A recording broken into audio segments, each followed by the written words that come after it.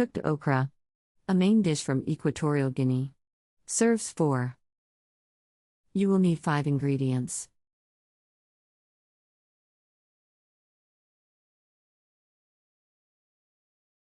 Step 1. Heat oil over medium heat and saute onions until softened.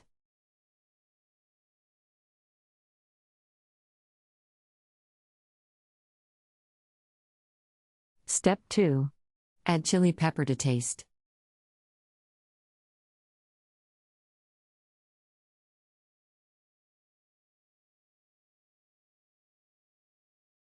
Step 3. Add okra, curry powder, salt and pepper and enough water to cover okra.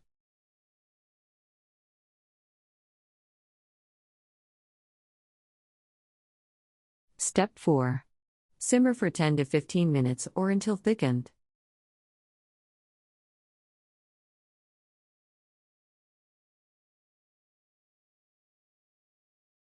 Step 5. Serve over gari.